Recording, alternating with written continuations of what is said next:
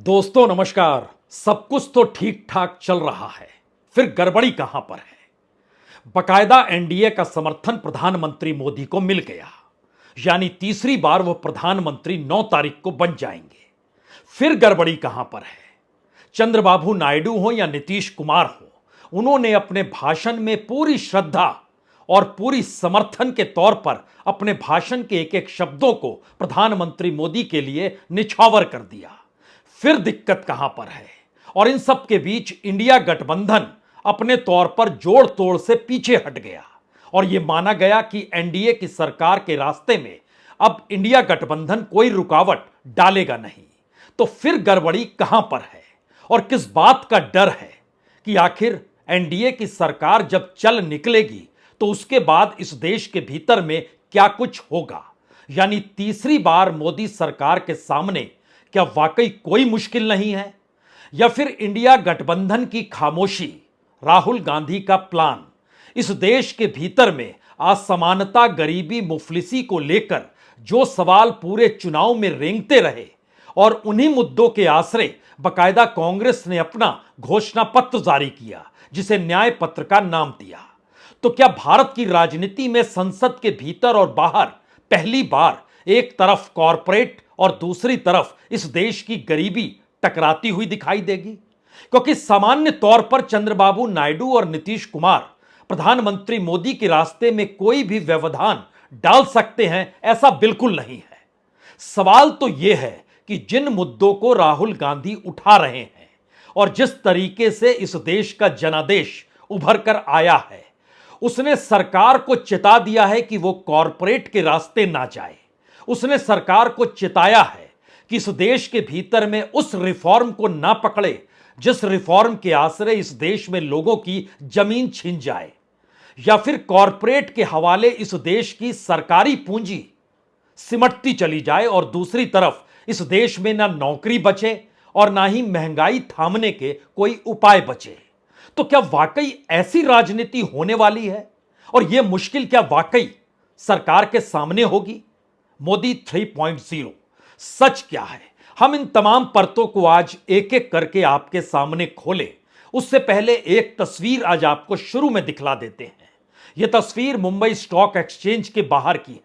सामान्य तौर पर कांग्रेस का यूथ मोर्चा कभी भी मुंबई स्टॉक एक्सचेंज को घेरने निकला नहीं होगा, लेकिन कल जैसे ही कॉरपोरेट और सत्ता और मीडिया और उसके एग्जिट पोल के नेक्सस को राहुल गांधी ने उठाया, तो आज ही सड़क पर, मुंबई की सड़कों पर यूथ कांग्रेस के तमाम युवा नजर आने लगे, विरोध कर रहे थे और कह रहे थे इस नेक्सस को सामने लाना चाहिए, क्योंकि दिल्ली में तो जेपीसी की मांग हुई थी। और अगर इस कड़ी को आप समझना चाहते हैं और इसी के आश्रय मोदी 3.0 का संकट है क्या और इस देश के सामने कौन सी राजनीति अब शुरू होने वाली है, तो फिर दिल थाम के बैठिए। लेकिन उससे पहले इस तस्वीर को देख लीजिए। जनता का पैसा लूटा है, 20 लाख करोड़ रुपया जनता का पैसा लूटा है। राहुल गांधी जिंदाबाद, राहुल गांधी जिंदाबाद।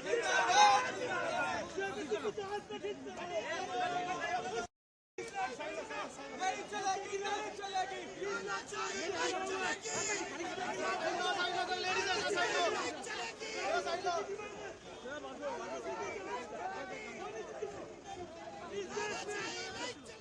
एक बात तो तय है कि प्रधानमंत्री मोदी की सरकार बिना कॉरपोरेट के चल नहीं सकती है। एक बात यह भी तय है कि कॉरपोरेट और उसकी पूंजी, या कहें सही मामले में पॉलिटिकल कैपिटल कहें या फिर इकोनॉमिक एस्पेक्ट में पैसे की जरूरत और उसी आश्रय सरकार को चलाना और उसी आश्रय नीतियों को बनाना इस देश में बीते 10 बरस कुछ छुपा नहीं है। और शायद यही वजह है कि लगातार इस देश के छोटे व्यापारी हों या बड़े व्यापारी हों, इस देश के भीतर में अर्थव्यवस्था से जुड़ा हुआ कोई भी तबका हो, उस तबके को प्रभावित करने वाली कोई भी नीतियां हो, उन नीतियों के आश्रय इस देश में बैंक की भूमिका हो या आरबीआई की भूमिका हो, और इसके ठीक समानांतर इस देश की जांच एजेंसियों की जो भी भूमिका रही हो, ये तमाम बातें लोगों के जहन में 2024 के चुनाव में रेंग रही थी।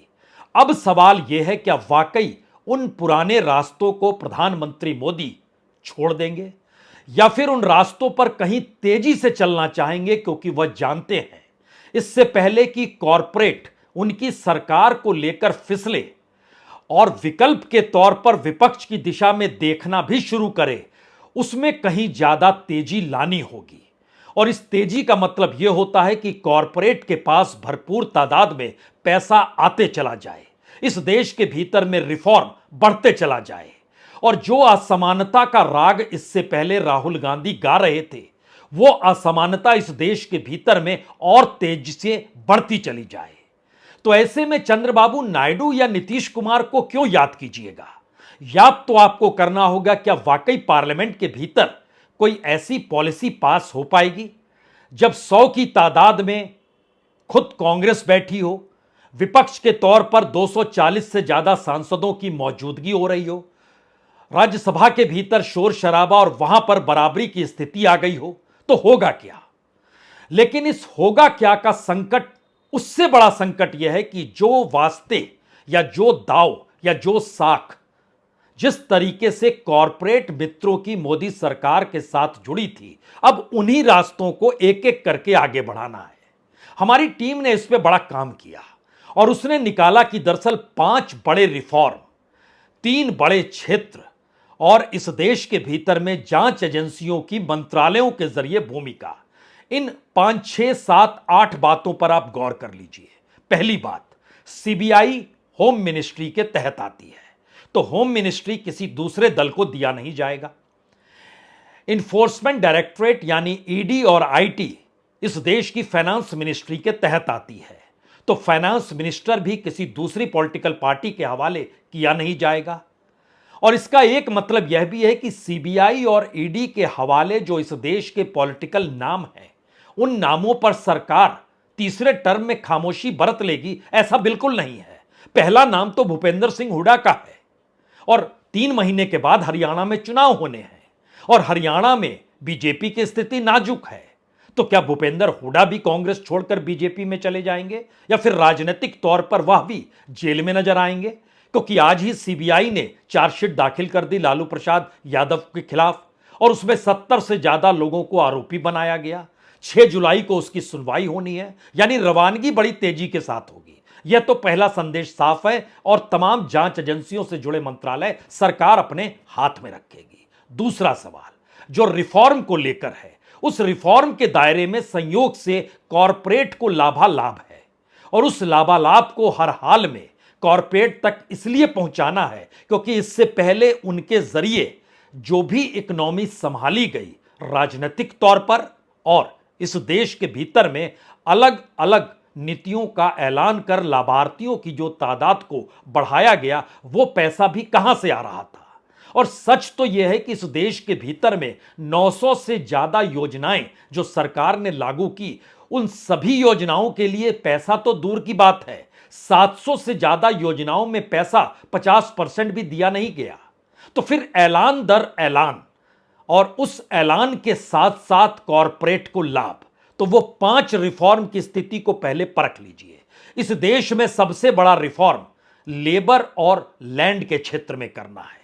लेबर और लैंड का मतलब बहुत साफ है, जिन क्षेत्रों में जमीन चाहिए इस देश के बड़े कॉरपोरेट हाउसेस को, जिन क्षेत्रों में मजदूरों की तादाद एक लिहाज से इतनी बड़ी तादाद फ्री ऑफ कॉस्ट आ जाए जहां पर मिनिमम वेजेस भी बताने की जरूरत ना पड़े, उसके लिए रिफॉर्म लेबर और लैंड के क्षेत्र में बड़ा व्यापक होना है और इसका लाभ इस देश के कॉरपोरेट को मिलना है, बड़े इंडस्ट्रियलिस्टों को मिलना है, इससे कोई इनकार करेगा नहीं। दूसरा बड़ा रिफॉर्म इस देश के भीतर में ग्रीन एनर्जी के क्षेत्र में है, जहां पर लिथियम सेल बैटरी भी है और ईवीज का प्रोडक्शन भी है, और वह भी इस देश के 2 बड़े कॉरपोरेट हाउसेस उसमें घुस चुके हैं।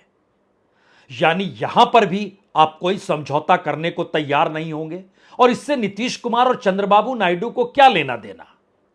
और तीसरा बड़ा रिफॉर्म फिर से लौटिए उन्हीं किसान पे जहां पर फार्म लॉस को एक लगाकर ठहरा दिया गया था।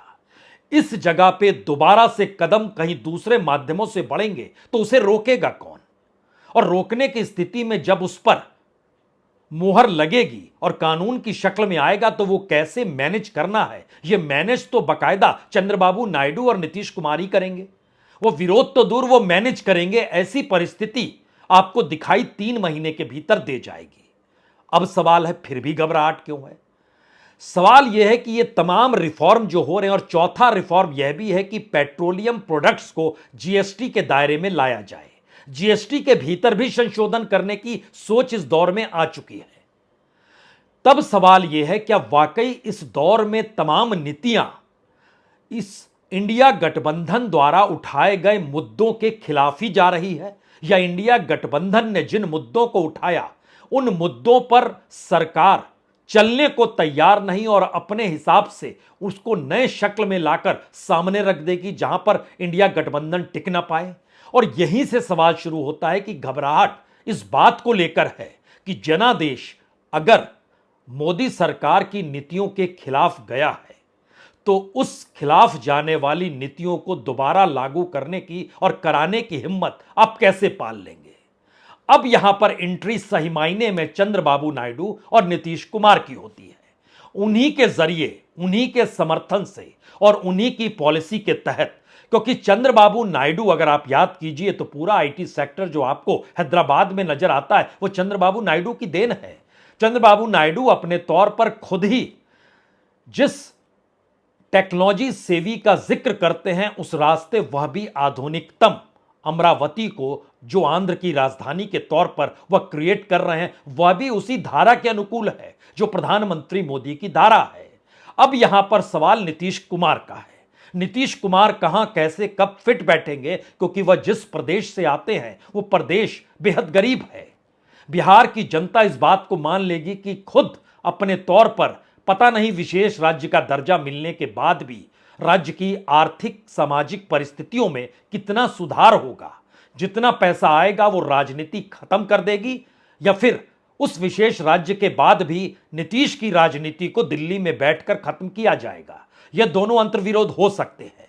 लेकिन मौजूदा वक्त में जब नीतीश कुमार यह कहते हैं कि सब कुछ आपका और जो कुछ नहीं मिला है वह भी 2029 में आप ही को मिल जाएगा, तो यह घबराहट पैदा मोदी और शाह दोनों को करते हैं। सुनना चाहिए वो किस अंदाज में अपनी बात को रखते हैं। 10 साल से ये प्रधानमंत्री हैं और फिर प्रधानमंत्री होने जा रहे हैं, और इन्होंने पूरे देश की सेवा की। अब पूरा भरोसा है कि जो कुछ भी बचा है अगली बार ये सब पूरा कर देंगे, और जो भी हर राज्य का है, और हम लोग पूरे तौर पर सब दिन इनके साथ रहेंगे, और पूरे तौर पर जो कुछ भी है आज जिस तरह से भी ये करेंगे बहुत अच्छा है। और आप जान लीजिए कि कुछ लोग, हम लोगों को तो अब लगता है कि अगली बार जो आप आइएगा ना, तो इस बार हम देखें कि कुछ इधर उधर कुछ जीत गया है, अगली बार सब हारेगा, हमको पूरा भरोसा है। असल में बिहार की राजनीति कहें या नीतीश की अपनी राजनीति, वह चंद्रबाबू नायडू के विकसित आंध्र प्रदेश और प्रधानमंत्री मोदी के विकसित राष्ट्र की सोच में कहीं फिट बैठती नहीं है। और जो फिट नहीं बैठती है उसके बावजूद भी अगर साथ खड़े होना है तो ठीकरा तो नीतीश कुमार के माथे पर ही फूटेगा, क्योंकि राजनीतिक तौर पर अब सरकार को जिस रास्ते पर चलना है और दूसरी तरफ इंडिया गठबंधन जिन मुद्दों को संसद के भीतर और बाहर उठाएगा, या कांग्रेस अपने 100 सांसदों के जरिए जिन मुद्दों को अब उठाना चाहती है, उसमें उसके सामने बड़ी साफ लकीर है। इस देश की महंगाई, इस देश के भीतर की असमानता, इस देश के भीतर में कॉरपोरेट की लूट, इस देश के भीतर में रईसों को मिलने वाली छूट, इस देश के किसान मजदूरों के सवाल, इस देश के भीतर में गरीब महिलाओं को मेन स्ट्रीम से कैसे जोड़ा जाए ये सवाल, ये तमाम सवाल उस असमानता के दायरे में सरकार से टकराएंगे। और कांग्रेस को यह लगने लगा है कि जब 2024 का जनादेश उस दिशा में गया तो सरकार को जब कॉरपोरेट और पूंजी के रास्ते में ही चलना है तो वो कितने दिन टिक पाएगी, और अगर नहीं चल पाएगी तो फिर एक बड़ा सवाल यह भी होगा कि दूसरी तरफ तो कांग्रेस है ही, और इस देश के भीतर में अगर बीजेपी थकती है तो अल्टरनेटिव या विकल्प के तौर पर कांग्रेस की ही मौजूदगी रहती है, तो इसमें भी कोई दिक्कत नहीं है। लेकिन सवाल यह है, क्या वाकई सरकार उस रास्ते पर चलना उसकी मजबूरी है, और उस मजबूरी के तहत वो कहीं ज्यादा और तीखे सवाल राजनीतिक तौर पर तीसरे दौर में उठाने वाली है? बिल्कुल। इसीलिए वो कम्युनिकेशन डिपार्टमेंट भी किसी को नहीं देगी, क्योंकि उसको पता है स्पेक्ट्रम का खेल इस देश में बड़ा है। कम्युनिकेशन के फील्ड में एक बड़े तरीके से एक रेवोल्यूशन इंडिया में होना, और इंडिया अभी खुला बाजार है। अंतर्राष्ट्रीय तौर पर बड़ी बड़ी कंपनियां या अंतर्राष्ट्रीय तौर पर भारत में जो इन्वेस्ट करना चाहते हैं, उनकी नजर भारत के लैंड पर है, उनकी नजर भारत के एग्रीकल्चर पर है, तो उनकी नजर भारत के डिजिटल इंडिया के बाद उस स्पेक्ट्रम को लेकर भी है, जिस स्पेक्ट्रम की बोली लगाने के लिए पार्लियामेंट की जरूरत नहीं पड़ेगी। और यह खेल तकरीबन 10 लाख करोड़ का है, यानी अगले 5 वर्षों में 10 लाख करोड़ इस स्पेक्ट्रम से जुड़े हुए हैं। और यह किसी भी दुनिया के किसी भी देश में जो विकासशील या गरीब देश है, उनकी स्थिति भारत सरीखी नहीं है कि यहां की इकोनॉमी भी उस पैसे को रिटर्न करने की स्थिति में है, क्योंकि भारत का एक बड़ा तबका जिसके पास पैसा है, वो तबका अपने आप में तकरीबन 20-30 करोड़ लोगों का है, बाकी को भूल जाइए। वहां से पैसे की उगाही और वही बड़ा मार्केट है। तो कम्युनिकेशन के फील्ड में स्पेक्ट्रम की बोली जो 5 वर्ष में 10 लाख करोड़ का खेल कर सकती है। और उसके बाद अगला सवाल उस पब्लिक सेक्टर के माता ताने वाले जो भी इंडस्ट्री और पीएसयू हैं, उनसे जुड़े लैंड का है। उस लैंड की कीमत, चाहे वो रेलवे का लैंड हो, चाहे डिफेंस का लैंड हो, चाहे अलग अलग, चाहे वो इंडियन ऑयल का लैंड हो, या कहें भारत के भीतर पेट्रोलियम मिनिस्ट्री से जुड़ा हुआ लैंड हो, अगर इन तमाम लैंड को देखते चले जाइएगा और उनकी मौजूदा वक्त में आज की तारीख में अगर आप बोली लगाना चाहते हैं और समझना चाहते हैं, तो एक आसान शब्दों में समझ लीजिए कि आज उस लैंड की बोली अगर सरकार लगवाती है तो तकरीबन उसमें भी 6 से 10 लाख करोड़ का मोनेटाइजेशन तुरंत हो जाएगा, एक झटके में हो जाएगा। तो पैसे की कमी नहीं है। और यहीं पर सवाल यह है कि अगर कम्युनिकेशन स्पेक्ट्रम का फील्ड है और अगर उसके साथ लैंड का फिल्म है, तो तीसरी मिनिस्ट्री जो है वो कोल से जुड़ी हुई है, यानी इस देश के भीतर में जो कोल ब्लॉक्स हैं उनको भी तो बेचा जाना है, और बड़ी तादाद में उसके लिए भी पावर सेक्टर से जुड़े हुए लोग, पोर्ट से जुड़े हुए लोग, यानी वही कॉरपोरेट मित्र, और उनकी संपत्ति इस दौर में जो बढ़ेगी और जिस लिहाज से जो फाइनलाइज चीजें हो रही हैं, उसमें कोई शक मत कीजिएगा। अगर इस सरकार उस रास्ते पर चल पड़ेगी तो फिर क्या अंबानी और क्या अडानी, इनको अभी आप 9वें, 10वें, 11वें, 12वें नंबर पर देखते हैं दुनिया के रईसों की फहरिस्त में, तो एक झटके में वाह बहुत कम वक्त लगेगा जहां वो तीसरे, दूसरे और पहले नंबर पर भी खड़े हो सकते हैं। क्योंकि ध्यान दीजिए, रिजल्ट आने के बाद अंबानी के सारे शेयर डाउन हो गए, एग्जिट पोल के वक्त अडानी के सारे शेयर ऊपर चले गए, यानी बड़े कॉरपोरेट ने एग्जिट पोल के बाद शेयर को बढ़ते देखा, रिजल्ट आने के बाद नीचे जाते देखा, और उसके बाद अगले 48 घंटों में क्या हुआ, दोबारा शेयर की वही स्थिति आ गई जहां पर वो खड़े थे। तो इसका मतलब है पूंजी पंप कहां से करना है, उस पूंजी के आसरे कैसे और पूंजी को बनाना है। सवाल यह नहीं है इस देश में रोजगार कैसे पैदा करना है, सवाल यह भी नहीं है कि बड़ी इंडस्ट्रीज कैसे प्रोडक्शन से जुड़े, सवाल तो यह है कि बड़ी तादाद में इस देश के मजदूर कैसे उस इंडस्ट्री में खपने को तैयार हो जाएं, और दूसरी तरफ एग्रीकल्चर का रास्ता छोड़ दें जो भारत में लगभग 65% आबादी को पनाह दिए हुए है। राजनीतिक तौर पर यह परिस्थिति चंद्रबाबू नायडू की उस सोच के अनुकूल है जहां पर राजनीतिक तौर पर वो अमरावती शहर को देखते हैं, जिसके लिए उनके दिमाग में बड़ी बड़ी योजनाएं हैं। और शायद इसीलिए आज जब वो खड़े हुए तो बताए कि इस दौर में सबसे बेहतरीन नेता दूसरा कोई नहीं है। India is having right leader, right time, that is Narendra Modi जी।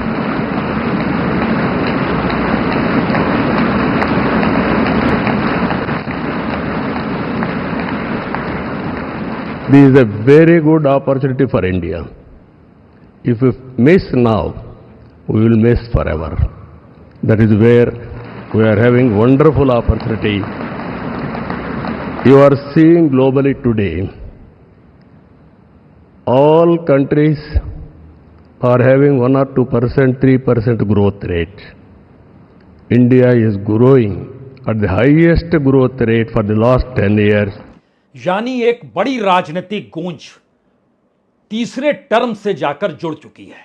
और इस तीसरे टर्म का मतलब बहुत साफ है कि कॉरपोरेट अभी तक मित्र के तौर पर नजर आते हैं, लेकिन कॉरपोरेट के आश्रय सरकार को चलाना और नीतियों को बनाने का खुला खेल इस तीसरे टर्म में खुलकर उभरने वाला है। राजनीतिक तौर पर कोई भी कहेगा यह कैसे संभव है कि 2024 के चुनाव में जब जनता ने प्रधानमंत्री मोदी की इन्हीं नीतियों के खिलाफ वोट दिया है तो फिर वह उसी रास्ते पर कैसे चल सकते हैं।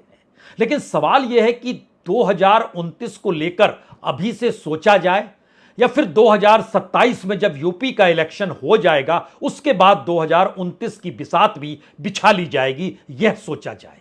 और इस सोचने और नहीं सोचने के फर्क के भीतर का अंतर यह है कि सामान्य तौर पर जो कल तक आपको करप्शन नजर आता था, अगर वो ऑर्गेनाइज्ड पॉलिसी के तौर पर इस देश के भीतर में चलने लगे तो करप्शन की परिभाषा भी बदल जाएगी। और शायद इसीलिए आज प्रधानमंत्री इस बात का जिक्र एनडीए और यूपीए का जिक्र करते करते इस बात को बताने से नहीं चूके कि उस दौर में भी क्या होता था और इस दौर में वो क्या कर रहे हैं। और ध्यान दीजिए तो जो भी कोल ब्लॉक्स बेचे गए थे कांग्रेस के कार्यकाल में और इस दौर में जो कोल ब्लॉक्स को बेचा गया, उस दौर में जो स्पेक्ट्रम यानी 2G स्पेक्ट्रम बेचा गया था, इस दौर में जो 5G स्पेक्ट्रम बेचा गया, इन दोनों का अगर आप एनालिसिस कीजिएगा तो आप समझ जाइएगा कि उस दौर में करप्शन था। इस दौर में ऑर्गेनाइज्ड क्राइम जो है उसने पूरे करप्शन को खत्म कर दिया। यह एक ऐसी परिभाषा है जो कमोवेश हर मंत्रालय हर क्षेत्र के भीतर आ जानी चाहिए और यह समझ होनी चाहिए।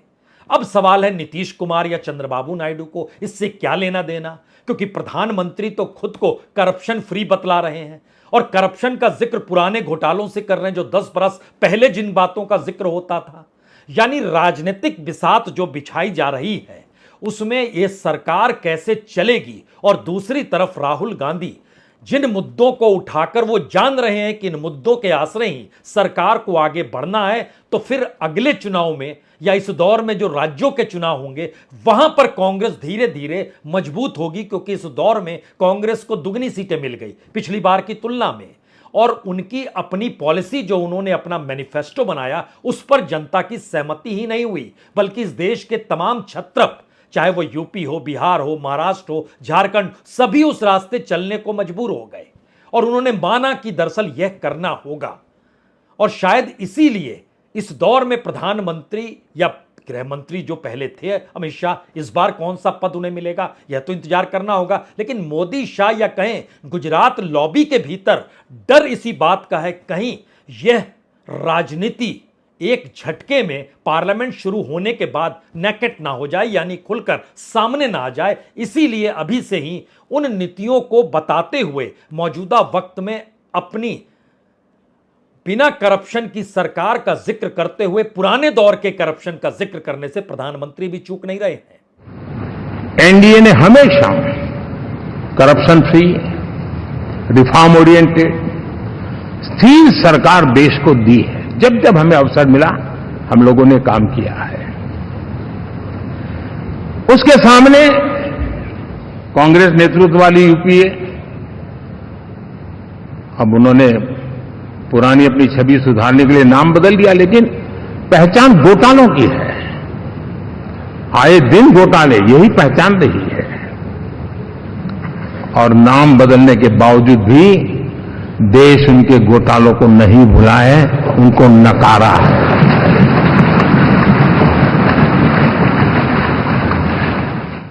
ध्यान दीजिए तो इस पूरी प्रक्रिया के भीतर 3-4 बड़े सवाल छुपे हुए हैं।